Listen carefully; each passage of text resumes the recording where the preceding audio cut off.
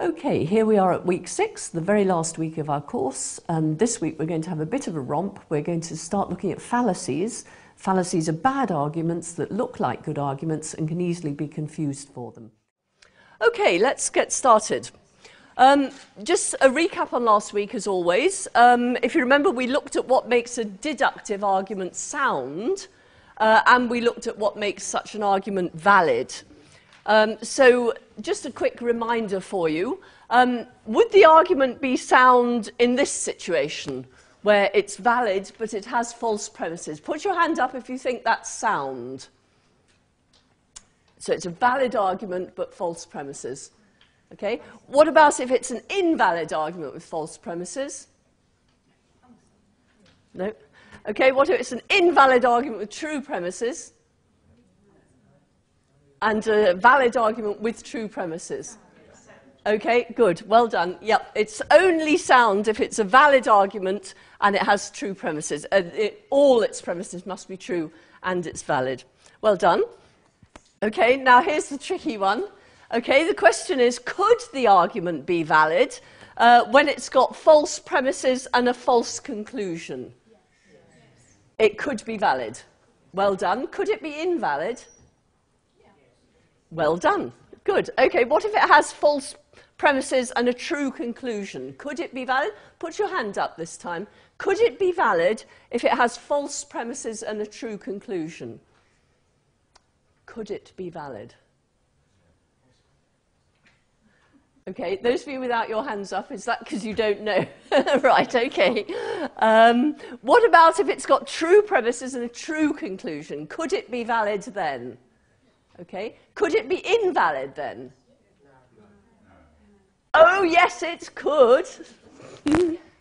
Okay, there's only one situation in which it couldn't be valid. Only one situation in which it couldn't be valid, and that's this one. If it's got true premises and a false conclusion, it couldn't be valid. Otherwise, it could be. It could be either valid or invalid. And the reason for that is because an argument is valid if and only if there's no possible situation in which all the premises are true and its conclusion false. So it's a sufficient condition for an argument being valid that there's no possible situation in which its premises are true and conclusion false, and that's a necessary condition too. And if you remember, I said to you last week, there are two things you've got to remember. One is that it's the possibility, not the actuality of the combination of true premises and false conclusion that's important. And the other is it's the combination of true premises and false conclusion that's important. Okay. I gave you another test, so if that was one test of validity, and the other test I gave you is that an argument is valid if and only if its counterexample set is consistent. And the counterexample set is the set consisting of the premises plus the negation of the conclusion. So if you have, if it's Friday, Marianne's wearing jeans, it is Friday, therefore Marianne's wearing jeans. That's an argument. If you take the conclusion, Marianne's wearing jeans, and negate it, so you've got, it's not the case that Marianne's wearing jeans, the counterexample set then becomes, if it's Friday, Marianne's wearing jeans, Marianne is wearing jeans, it's not the case. I've forgotten what the premise and conclusion was. If it's Friday, Marianne is wearing jeans. It is Friday. It's not the case that Marianne's wearing jeans. That's the counterexample set. Now, listen again. Is that consistent? Could all these sentences be true together? If it's Friday, Marianne's wearing jeans. It is Friday. It's not the case that Marianne's wearing jeans. Could those be true together? They couldn't, could they? And that shows that the original argument is valid. It shows there is no possible situation where the premises are true and the conclusion is false, because the set consisting of the premises and the negation of the conclusion is inconsistent. In other words, there's no possible situation where they're all true together. That's why that test works. So, okay, and I said to you there are two tests. You will have understood the concept of validity once you've understood, firstly, the paradoxes of entailment, and secondly, why this works. If you understand why this works, you're getting there. If you understand why the paradoxes of entailment are valid arguments, you will see why you'll have understood the concept of validity. Okay, I can see there are still people worrying about the concept of validity, and if there's time for questions, we'll have a look at the questions that you might have then. But we must go on today, I'm afraid, so we'll move straight on. This week, we're going to be looking at common fallacies. And a fallacy is an argument that looks like a good argument, that can easily be mistaken for a good argument, but that isn't a good argument. And you won't believe how many fallacies there are, fallacies that you can just identify and explain why they're fallacies, why they look as if they're good arguments and they're not. But I've listed a whole load of fallacies. Actually, I've taken them from a website that I've mentioned on the top. And there are, I think there are 4 pages or something of fallacies, all in. I apologise for the smallness of the print, but they wouldn't have let me photocopy it if I'd put it any larger.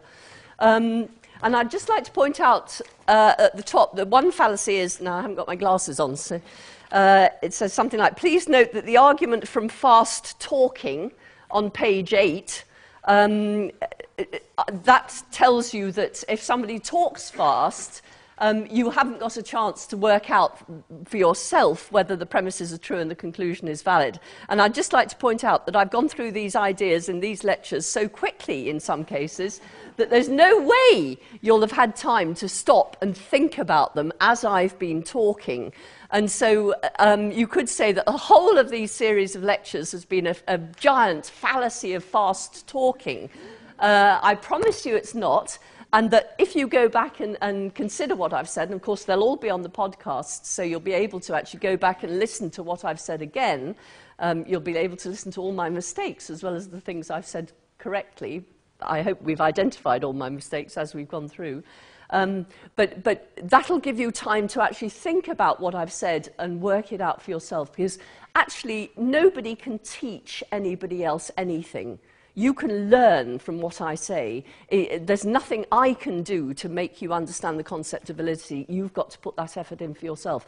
One thing I will promise you, though, if you do put that effort in, you will understand. And if you still don't, after putting in a lot of effort, email me, and I'll give you a tutorial all on your own.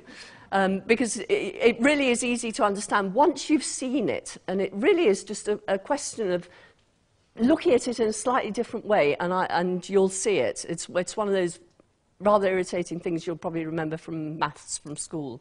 Okay, so fallacy of fast talking. But the list of fallacies is down there just for your amusement. Okay, here's a fallacy, or rather here's a deductively valid argument, and here's a fallacy that looks like it. Okay, here's an example of modus ponens you've come across before. I think you'll agree, could these be true and this one false? If these two are true, could this be false? No, absolutely not. So if you negated that conclusion and took away the therefore, if you negated that conclusion, the set would be inconsistent, wouldn't it? And that shows you it's a valid argument. Would you like us to do that there? We can look at this, the counterexample set. If it is snowing, the mail will be late. It is snowing. The mail will be late. And we're going to tack on, it's not the case that, which is just that symbol there. Okay, that's what that means. It is not the case that. So we've got the set consisting of, if it's snowing, the mail will be late. It is snowing. It's not the case the mail will be late. Do you agree that's inconsistent? That there's no possible situation in which all those 3 sentences can be true together?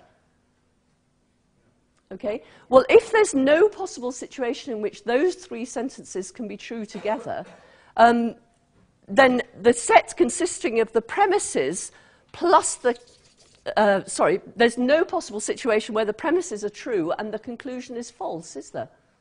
Because that's what the counterexample set is. the premises just as they are, and the negation of the conclusion. Okay, that's why that test works. But look at this one. If it's snowing, the male will be late. The male will be late, therefore it's snowing. Let's create the counterexample set of that. So tell me what to write, somebody. If it's snowing, the male will be late. What do I write next? The male will be late. No, we don't put the therefore in because we're creating the counterexample set now. We're just making a set of sentences. So I'm putting it is snowing, and then what do? I put the negation sign in front of that and say it's not the case it's snowing. So we've now got the set consisting of the premises, just as they are, plus we're pretending the conclusion is false. Okay, we're putting a not the case in front of the conclusion, pretending it's false. Now, could these sentences be true together?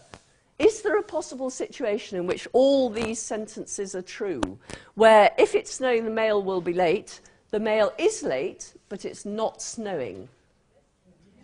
Yes, okay, give me a couple. It's a postal strike, yes, exactly so. Okay, give me another one if you can think of one. The mail van's broken down, exactly. So there are all sorts of situations in which these two premises are true, and so is the negation of the conclusion. Therefore, it's obvious there's more than one possible situation in which the premises are true and the conclusion is false.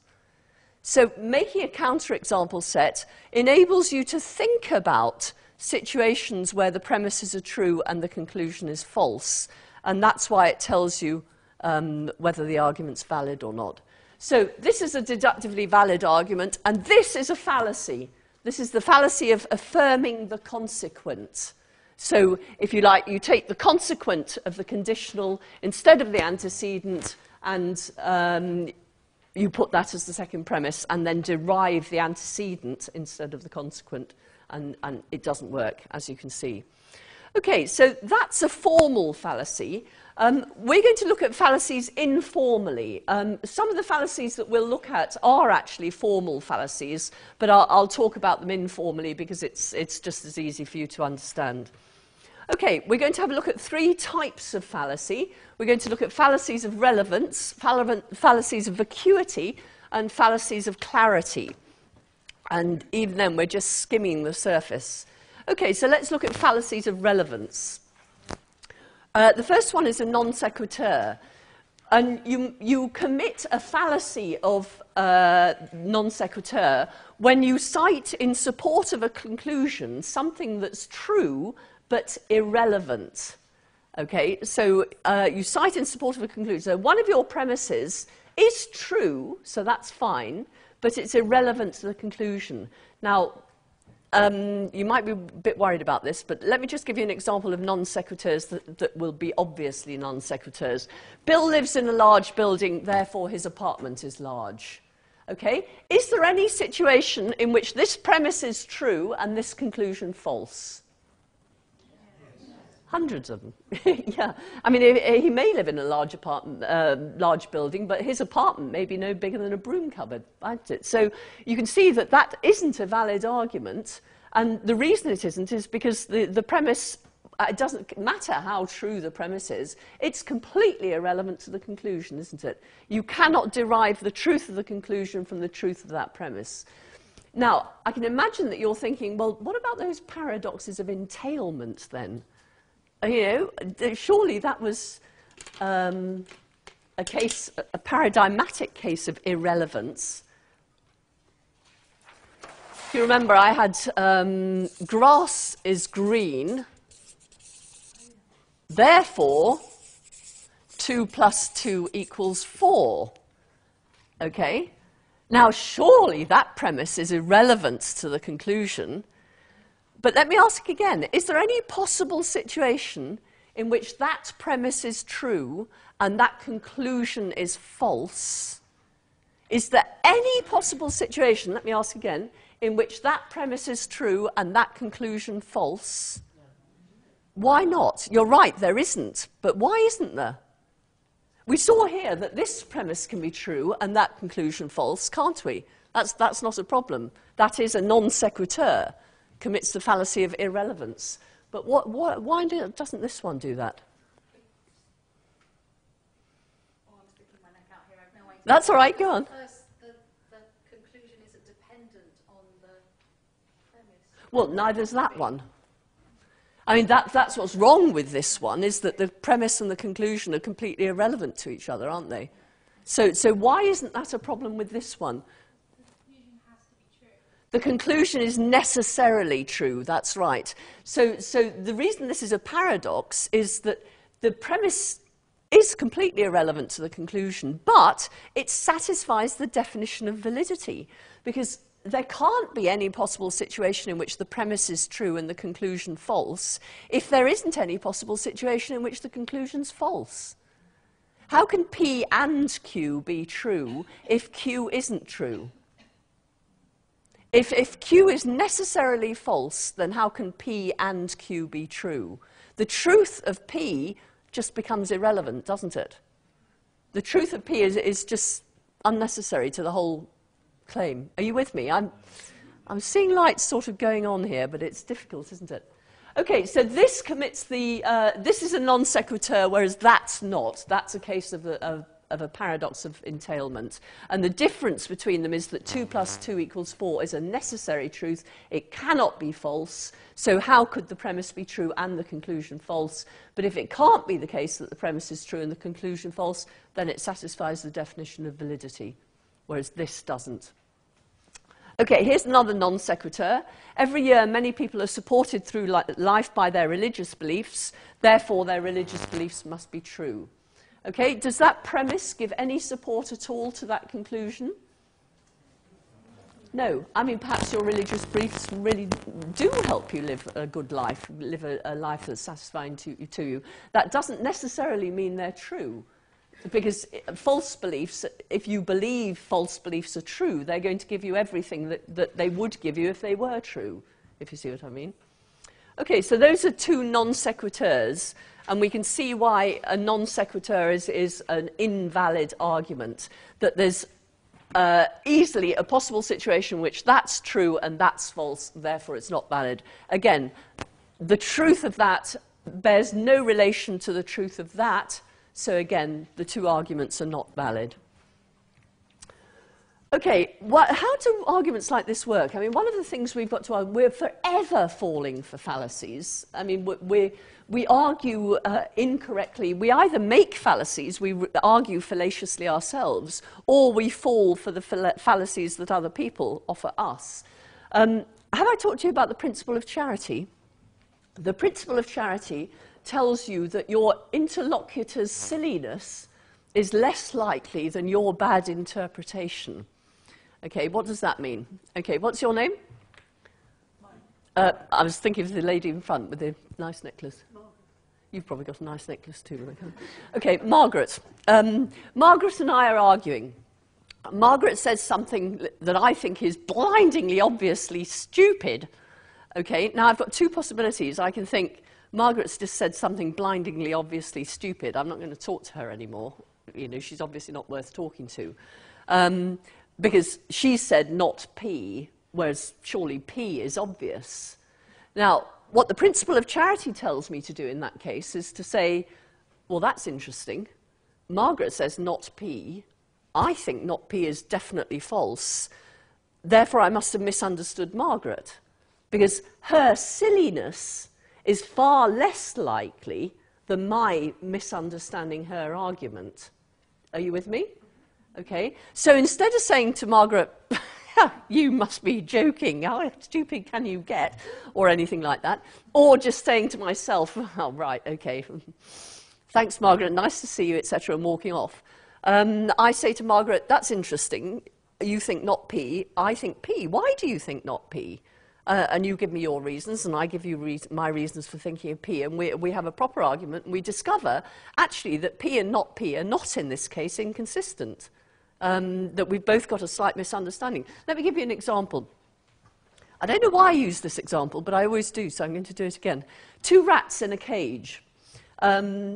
They've both come from different cages, and in one of those cages, one of the rats was given an electric shock every time a sound was made. The same sound resulted in the other rat being given a food pellet. Okay, so the experiments are finished. They've now been put in the same cage, and this sound happens. Sounds. Now, what's going to happen? One rat's going to rush shaking into the corner of the cage, waiting for an electric shock, and the other rat is going to be rushing up to the food bowl looking for a food pellet, isn't it? Yeah. Okay. And then they look at each other and think, you're mad. You know, why have you done that? If they were talking to, this is why I understand why I use this example. If they were able to talk to each other, they would then discover that actually they both overgeneralized, didn't they? Because one's experience was that whenever this, and the other's experience was whenever that, they assumed that's all the experience there was in the world. And in fact, they've now got 2 counterexamples to that. One is they're in a cage where the sound goes off and nothing happens. And the other is that there are places in the world where something completely different happens. And it's only if they talk about it that they'll discover that. So arguing is the lifeblood of cooperating in the search for truth. If you want to know what the truth is, you cooperate with other rational animals, in other words, other people like us, and if you find that there's a contradiction, don't assume that the other person is wrong, because the only rational thing to assume is that one of you is wrong, and even that might be false, but it certainly might be you. And it's the principle of charity that you observe when you argue in order not to do the irrational thing and to assume that the other person is wrong rather than assume that you've misunderstood them. So that's what the principle of charity is. And what happens in this case, in the case of non sequiturs, is that the principle of charity can get you into the wrong place, because you might not notice the irrelevance. I mean, that can happen. If, for example, large apartment, large building, you might think the 2 larges there is enough to make it relevant and you'll let the argument go through. You wouldn't be right to do that, but it maybe is understandable. But sometimes when people are arguing, you might think, well, hang on, I'm sure that was irrelevant, but it can't have been because, you know, Margaret's too rational to allow an irrelevance to go through, and non sequitur like that. Or you might just want to not admit that you can't see the connection.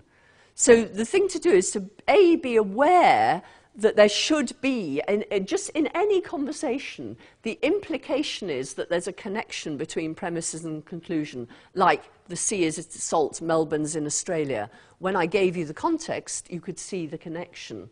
So if you can't see the connection, ask for it. So don't be too generous, because it's possible that this person is putting forward a non sequitur, and certainly don't be too proud to ask for the relevance if you can't see it. Okay, here's so this is the second fallacy of relevance. So the second one is attacking the person, or it's the second one we're looking at. There are many more than this. You might attack the person making the argument rather than the argument that's made. And this is called an ad hominem fallacy. And you may have heard, was it Miliband, on the Today programme the other day talking, now who was he talking to? Talking to William Hague. And he accused William Hague of an ad hominem fallacy. He said, you're arguing against the man, not against the argument. Or you're stopping the man, not the ball, or something, he said. It was a very good example. Okay, here's an ad hominem fallacy. Nick Griffin is leader of the BNP, therefore his claim that some people worry about immigration is rubbish. Now, I actually heard that fallacy loud and clear the other night on Question Time. I'm sure you did too. Does the truth of the fact that Nick Griffin is leader of the BNP bear at all on the claim, the truth of the claim, that some people worry about immigration? I mean, could it be the case that Nick Griffin is leader of the BNP and some people worry about immigration? Of course it could, couldn't it? Yes. Okay, here's another one. Von Daniken, you may not even remember him. He was the chap who wrote books about people coming from space and building the pyramids and so on. His books about ancient astronauts are worthless because he's a convicted forger and embezzler. Now, he is actually a convicted forger and embezzler. Does that mean that his books are worthless? Okay, so could this premise be true and this conclusion false? Yes. Could this premise be true and the conclusion false? So the arguments are useless, aren't they? They're both invalid. There are possible situations in which the premise is true, conclusion is false. They're not good arguments. Now, it's very important when thinking about ad hominem fallacies to distinguish between ad hominem attacks and ad hominem fallacies. And the difference between the two is this. You can attack somebody's right to say something, so you can cast doubt on why they're saying what they're saying by saying something about who they are. What you can't do is cast doubt on the truth of what they're saying. So here's the difference between the two. Here's an ad hominem attack. Nick Griffin is a self-professed racist, so you should take care when listening to his claims about immigration. Now that just seems sensible, doesn't it? That's an ad hominem attack. That's not a fallacy at all. All you're doing is warning somebody that this person has a vested interest in making you believe something. So you should take his claims with an extra pinch of salt. But it doesn't say anything about the truth of the claim. So here, well, the only thing it says about the truth of the claim is that you should be aware of the truth of the claim because this person wants you to believe that. And of course, that's not a good enough reason for believing it. Nick Griffin is leader of the BNP, therefore his claim that some people worry about immigration is rubbish. That is a fallacy. If you attack a person instead of what he says, and your attack on the person is actually irrelevant to the truth of what he says, in other words, your attack might be a correct attack. You're not saying something false about this person, but the truth of what you're saying has no bearing at all on the truth of what he is saying. That's a fallacy. What you could be saying is warning somebody. So I've forgotten your name again. Ashley comes to me and tells me that so-and-so came and told her that the coffee's ready in the common room. And I say, yes, but I know why he told you that. That's because he likes everyone else to go to the common room first and then discover it's actually being served upstairs today. And he gets all the chocolate biscuits. I mean, when I'm doing that, I'm giving her a reason for why he said something. It doesn't actually bear on the truth of what's there, but it's a good reason not to be sceptical about whether the coffee's being in the common room. You'd want to check with someone else that the coffee was in the common room before you went there, perhaps. Or you wouldn't come down from Ewart House in order to get coffee from the common room on the basis of what Ashley said, or what this person said. Okay, so that's the difference between ad hominem. So I don't know if that's answered your question. Yeah. I mean, an ad hominem is an attack on the person making an argument, not on the argument he's making. And therefore, the attack, even if the attack is justified, it doesn't question the argument itself. So, those were fallacies of relevance. Now, moving on to fallacies of vacuity. Okay, the first one is a circular argument that we'll be looking at. And when you argue in a circle, you cite in support of a conclusion that very conclusion. So your premise or your conclusion is amongst your premises here. Second fallacy we're looking at here is the fallacy of question begging, and thirdly, a self-sealing argument. So let's start with circular arguments, then come back and look at these again. A circular argument, the conclusion is one of the premises. And the difference between that and a question-begging argument is that here the conclusion actually is one of the premises, exactly the same thing, and here the conclusion is assumed by one of the premises. So you haven't actually got the conclusion amongst the premises, but you've got amongst the premises a premise that assumes the conclusion. So here's an example of a circular argument. All whales are mammals, therefore all whales are mammals. Now, is that argument valid?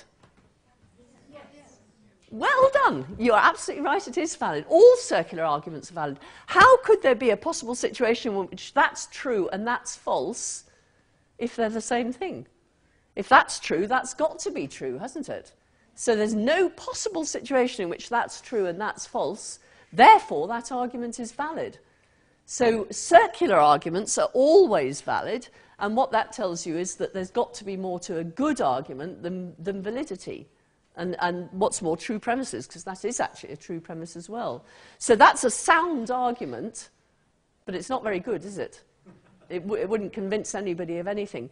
But do you remember last week I got myself into a bit of a tangle by trying to draw truth tables on here and convince you that once you've got a premise, once you've got a conclusion in amongst the premises, it doesn't matter what you add to the argument, it remains valid. This is called the monotonic property of entailment. If I add lots of other premises to that, the circularity will no longer be as obvious as it is now, will it? But actually, you are validity detectors. That's what you are, in virtue of being rational animals. So somebody stands up in Parliament and gives a circular argument that's long and convoluted and so on. It's a valid argument, and you hear that. You can tell that it's a valid argument, that there's no possible situation where the premises are true and the conclusion false. But what you don't see is that it's only valid because it's circular. Do you see how it happens? So nobody would put forward an argument like that, but if they embed that premise in with that conclusion in with the premises, they've set up a situation in which there's no possible situation where all the premises are true and the conclusion false. How could there be? Because it doesn't matter what other premises are there. If all the premises are true, the conclusion must be true as well, because the conclusion is one of the premises. So circular arguments are always valid, and some circular arguments like this one are sound, but that doesn't make them good. There must be more to a valid argument, to a good argument than just soundness. In the final analysis, the point of an argument is to persuade someone of something. So it's to persuade you, if you don't believe P, and I think you should believe P, I think P is true and therefore you should believe it, I put together an argument in the hope of convincing you that P. Okay? So what I want from an argument more than anything else is that it should be persuasive. Okay? But I don't want it to be persuasive because of a fallacy. I actually want it to be a good argument as well. And therefore I want it to be sound and valid. But if it's sound and valid and not persuasive, it's pretty useless for any practical purpose. You can't have a productive argument with somebody unless you agree with them. Can anyone tell me why that might be the case? Productive disagreement always depends on agreement, which is why if you've really got two sides who absolutely disagree on everything, you may as well forget it. Why should productive disagreements depend on agreement? I can only argue with you if you're prepared to accept my premises. If you reject my premises, then I can't draw anything from those premises that's going to convince you of anything, can I? So I've got to convince you of at least one of my premises before we can even get started. Of course, what I might do is say, will you agree to take this for the sake of argument? And then take you through the arguments. But of course, if you still don't accept the premise, really, you're never actually going to accept the conclusion of my argument, are you? So in order to disagree productively, you've got to agree on something. You've got to agree on the premises. Okay, so that's a circular argument, and it's a valid one, but it's no good. And it's no good because there's no possible situation in which the premise is true and the conclusion false, but that's because the conclusion is amongst the premises. Okay, let's look at begging the question. Here's an argument. It's always wrong to murder human beings. Capital punishment involves murdering human beings, therefore capital punishment is wrong. What's question begging about this argument? Exactly. This, to talk about capital punishment as if it were murder, just to assume that capital punishment is murder, is to assume your conclusion, isn't it? I mean, most people would say that actually capital punishment isn't murder, because murder is illegal killing, whereas capital punishment is legal killing, isn't it? Judicial killing. So by talking as if capital punishment and murdering human beings are interchangeable here, you're actually begging the question, aren't you? You're begging the question, well, hang on a second, you know, why should I believe capital punishment is wrong on the basis of these two premises? I don't accept that one at all, because you're just assuming your conclusion here. Are you with me? So when you say that an argument is a fallacy, you're not necessarily saying it's invalid, but you are saying there's something wrong with it. There's something wrong that means it's not persuasive. It shouldn't persuade you. Often that'll be the case because it's invalid, but not always. And certainly with cases of circularity and question begging, that isn't the case. Okay, any other question? Before we move on? No? Okay, let's... Okay, where are the question-begging premises in each of the following arguments? Let's do an... so, intoxicating beverages should be banned because they make people drunk. Let's set out the argument logic book style before we do that. We might need to suppress premise. So what's the argument here? Think about it for yourself and then put your hand up when you've put out the argument logic book style. Yes, being drunk is bad or something like that, or beverages that make people drunk should be bad. That's probably the right one. Beverages that make people drunk should be bad, should be banned. Intoxicated beverages make people drunk, therefore intoxicating beverages should be banned. What's the question-begging bit? Which premise would you reject? You couldn't have a beverage that's intoxicating without having a beverage that would make you drunk, because an intoxicating beverage is exactly a beverage that makes you drunk, isn't it? The fact is, you're not going to be able to reject that argument because it's assuming its conclusion in its premises. So beverages that make people drunk should be banned. Intoxicating beverages make people drunk, therefore intoxicating beverages should be banned. It's a valid argument, but it's not ever going to persuade you. Well, let's go back to this one. Let's go back to can you see that, now you might be for capital punishment or against it, but anyone who made this argument is clearly against capital punishment, aren't they? Okay, so they would be making the argument in order to try and persuade someone who's for capital punishment or neutral either way to agree with them that capital punishment is wrong, right? Okay.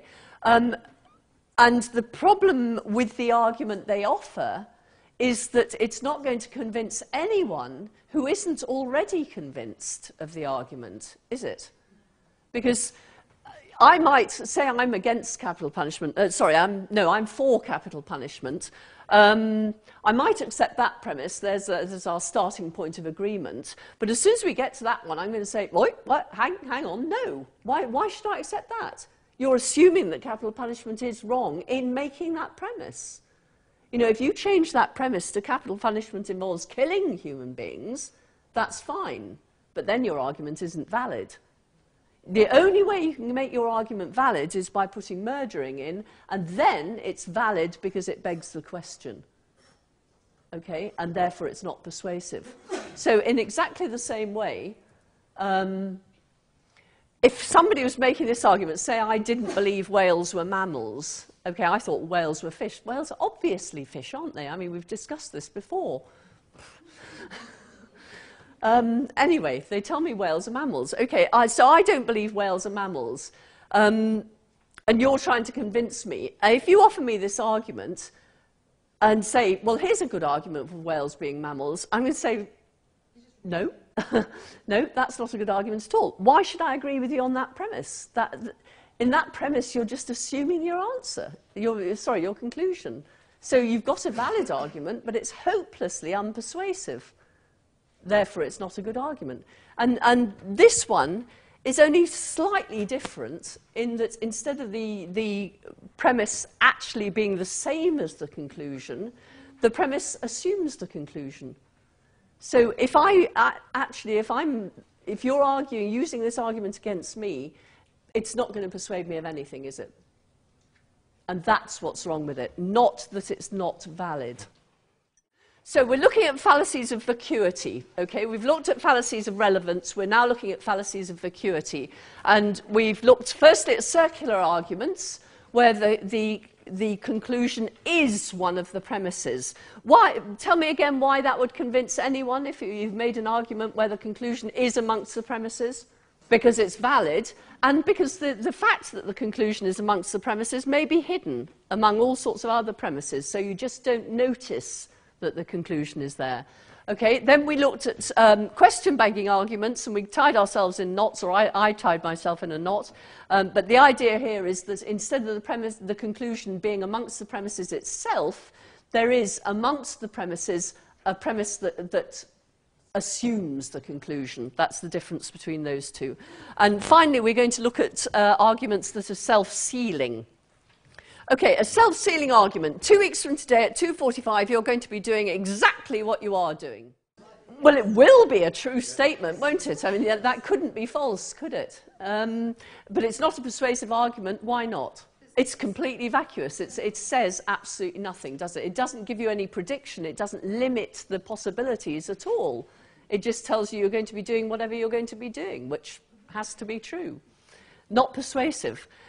Here's one that actually lots of people do think is persuasive. We must respect all moral beliefs, therefore moral relativism is true. This is called vulgar relativism by a chap called Bernard Williams, famous philosopher. The reason that's a self-sealing argument is that is a moral absolute. We must respect all moral beliefs. You cannot derive moral relativism from a moral absolute. If that premise is true, then that conclusion is false. And if the conclusion is true, the premise is false. So it's a bad argument because it goes around in a circle. It's self-defeat. Actually, that's self-defeating rather than self-sealing. Yes, that actually should be in a slightly different category. But here's another one that you may have... variants of it will have caught you out at some point, I'm sure. Global economy is controlled by Jews, and any appearance to the contrary is the result of Jewish cleverness. Women are stupid, and any appearance to the contrary is just because they're quite good at covering it over sometimes, you know.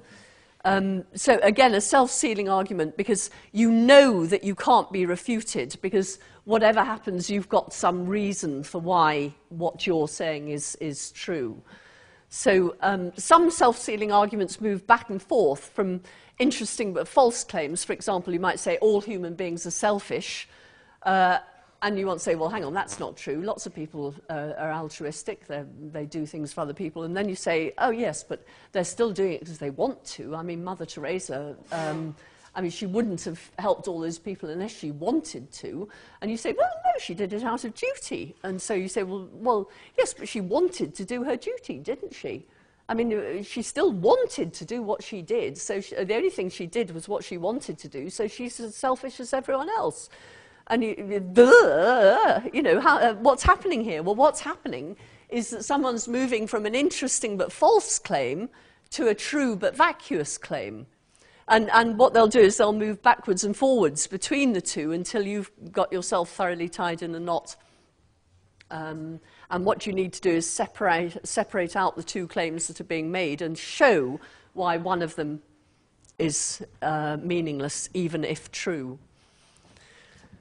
So, 3 ways that an argument can be self-sealing. It can invent ad hoc ways to dismiss criticism. So, if my prediction didn't work, it's because there were negative vibes in the room. Okay? You know, it's all your fault.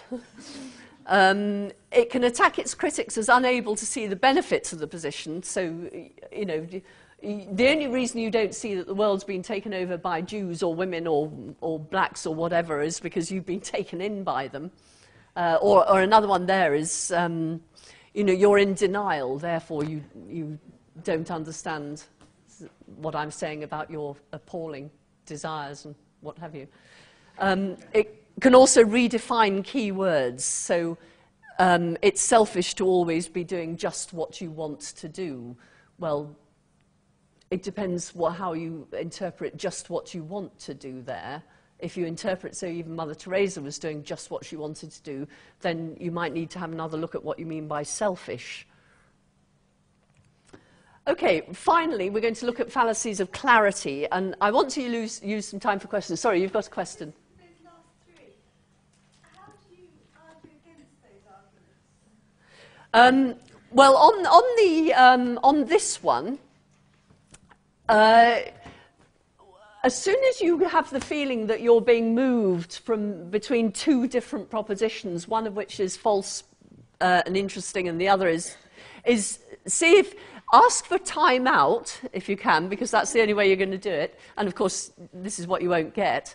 And try and identify what the two propositions are. So in this case, you want to say, okay, the meaning of selfish is usually isn't interested in what anyone else wants, in which case Mother Teresa wouldn't be selfish because she is interested in what other people want.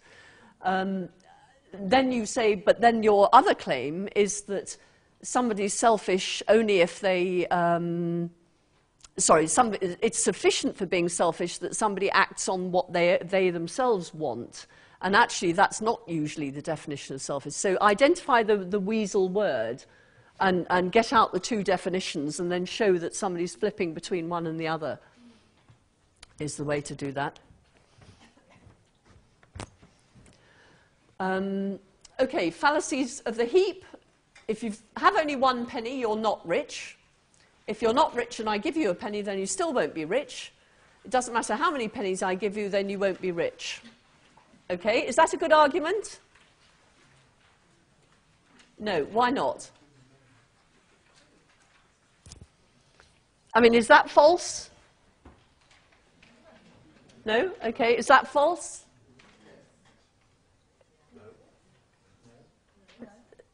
Is that, no, it's not false, is it? I mean, that's true. If you gave me a penny, sadly, you wouldn't make me rich. It's, if all you gave, well, yeah. Okay, so that's true and that's true. Is that true? That's false. Okay, is this valid? Is there any possible situation where those two are both true and this is false? Yes. Okay, this is actually not a valid argument at all, is it? It's trading on the fact that many words are vague. They admit of borderline cases. So any word you can think of, like tall, fat, clever. Can you think of a few others? Rich is one of them. Yep. Long. Poor. Yep. Any word that admits of degrees, admits of borderline cases, you can construct a heap argument for the fallacy of the heap. And so that's the fact that words do admit of borderline cases and the idea that a series of insignificant differences can't result in a significant difference. And of course, it's this one here that's at fault. Because a series of insignificant differences, if we take blue at this end of the stage and red at this end of the stage, they're two different colours, aren't they? But we can go from one to the other in a series of gradations where you would say in each case they're the same colour, the same colour, the same colour. But so A and B are the same, B and C are the same, but A and C are not the same. Okay, they're intransitive. So when you're making an argument, you should try and avoid words that are grading words, scaling words. And how would you stop these being vague? If you had John has a nice income, what might you say instead of that? Say it again, some of you. The top 10th percentile of income. Good. John is in the top 10th percentile of income earners, or something like that. Yep. Okay. Cocaine is a dangerous drug. It's addictive. Cocaine is addictive, or cocaine. It's the same. You could say the same sort of thing. Yep. Or whatever. Exactly. That's what you're trying to do, is eliminate the vagueness by being more exact in some way or another. So Mary is a clever woman. You can just say Mary has got 3 degrees and a PhD or something like that. Jane is a terrific tennis player. Jane is... what? Yes, okay, good, dead easy. Slippery slope fallacy, this is another fallacy of ambiguity. Humans are rational, in clarity, human are rational because they act for reasons. Radiators turn themselves on when it's cold, therefore radiators are rational. Now, don't laugh, because actually lots of people try and convince me of this, because I don't believe animals are rational. And people always tell me that I should believe animals are rational because they act for reasons. And some people want to say that even radiators are rational because when it's cold, they turn themselves on, except in Rodley House. But, I mean, it's usually the case, and therefore it has a belief that it's cold and a desire that it should not be cold, and therefore it acts. I mean, why isn't that rational? But again, we're doing the same thing, aren't we? Because here are radiators down at one end of acting for reasons, and here are human beings up at the other end of acting for reasons, and we're saying that there's no difference between the two. So any slippery slope argument can fall foul of that. Just quickly, slippery slope depends on the idea that we shouldn't distinguish between things that are not significantly different.